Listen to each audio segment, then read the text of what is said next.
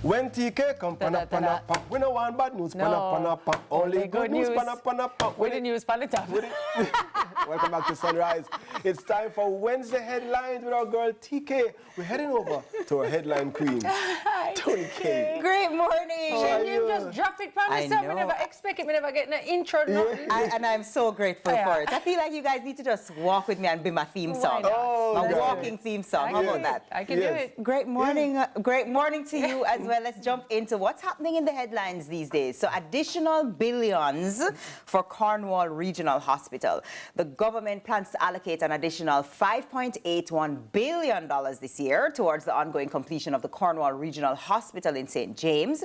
Since its inception in 2019, the project has been embroiled in controversy regarding concerns about overspending. In the previous year, the Health Ministry invested $3.5 billion in the project, resulting in a total projected expenditure of $21.4 billion. Dr. Alfred Dawes, the Shadow Minister of Health for the PNP, recently called for an audit of the project, which was initially budgeted at $5 billion. The Health Minister, Dr. Christopher Tufton, contested the opposition's assertions regarding the substantial 425% cost increase, clarifying that these efforts, alongside others, are essential components of ongoing initiatives to rejuvenate the health sector following what he perceives as chronic underinvestment. So. Whoa. This is a learning experience for me, a learning opportunity for me, because when I look at it, I'm saying, wow, $5 billion original budget, and the overrun is 15 point, because it's now $21 billion. It's an interesting learning opportunity for me, because I did some accounting. I didn't. And I know that there's, you budget for a particular event or a set of projects, I mean, over a particular period of time, and then there are variances, of course, because of contingencies, you know. But when there's a variance that is more than 100%, 203, 400%, you want to go back to the original budget to say, what did you not see? Yeah, and it wasn't that long ago, 2019, meaning versus now. It's not like we have to look over the span of, you know, a million years. I think what you're trying to say, IT, is that the math ain't math.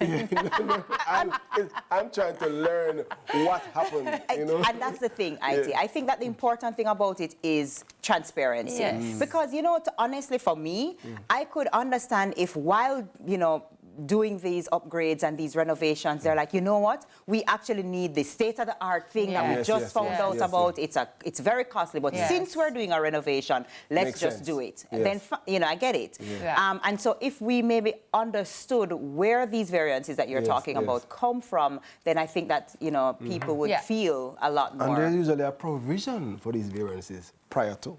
400%. It does raise some interesting questions. But I'm happy, though, that it's the health sector, because if one thing this country needs, one of the things that this country needs is a good, running, functioning health sector. Yeah, absolutely. Hospital. Yeah, absolutely. So we'll, as usual, we'll stay, you know, up to date with that, and we'll definitely bring you more in that department. So let's go now. Next up, I don't know if you guys heard about this one, the Homewood bomb scare. Yesterday, a multitude of students sought shelter beneath umbrellas as they clustered together on the grounds of Homewood Technical High School in Manchester.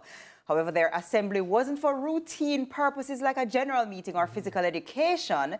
Rather, it was due to a bomb threat. Swiftly responding firefighters arrived on scene to provide assistance, maintaining control of the situation.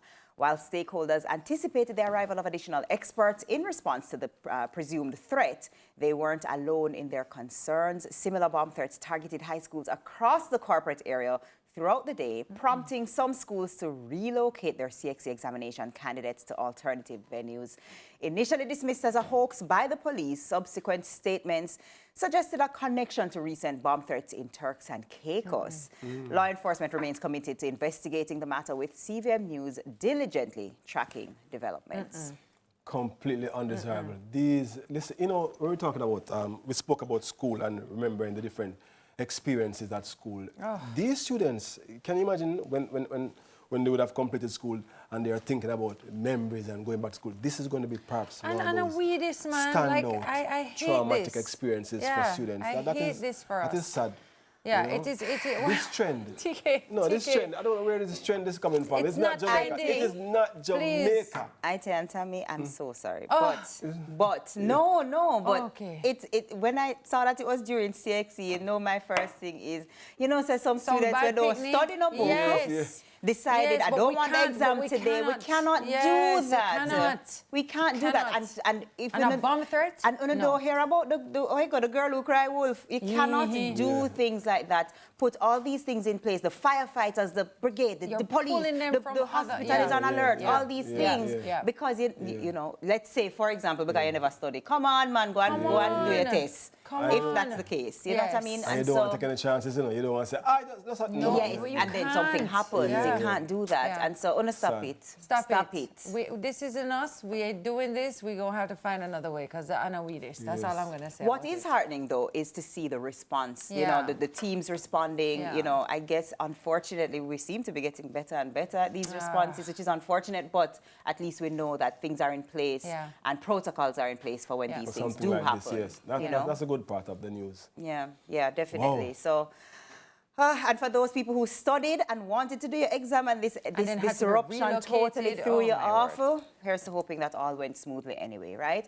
All right, so why not Wednesday headline? Let's move it on. Finally. Ready? I can't breathe. Tami and Ite are like, finally, this is why I'm here. Clever elephant displays act of kindness. So visitors to a zoo in China captured the moment a clever elephant returned a shoe using its trunk after it fell into the enclosure. A video shows the animal stooping to pick up the baby's footwear and gently lift it back up into the little child's hand. The elephant is named Shanmai, which means mountains, and resides at Shendioshan Wild Animal Nature Reserve in Weihai.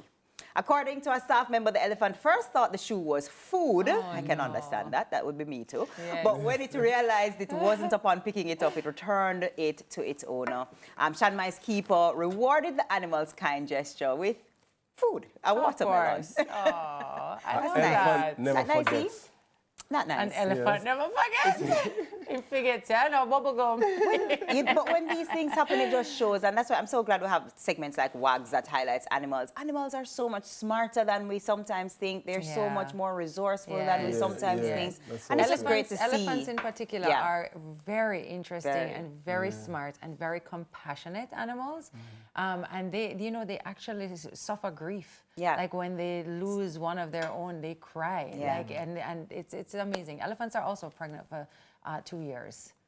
Really? You didn't know. I did not know that. Yes. Random fact. And elephants will give you back your shoes. So Ivy, don't worry. If we go zoo and you kick off your boot, can you kick off your boot everywhere you go?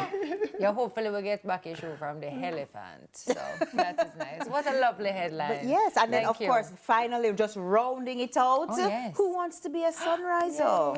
I met more a good news. yesterday. More good news. So watch and win with Sunrise all of this week. We'll be testing how closely you've been watching all our Sunrise segments. Quiz, proper quiz. So make sure you pay special attention every day this week, because at the end of the week, we'll be calling 2 lucky Sunrisers and giving them a special Sunrise Pop Quiz.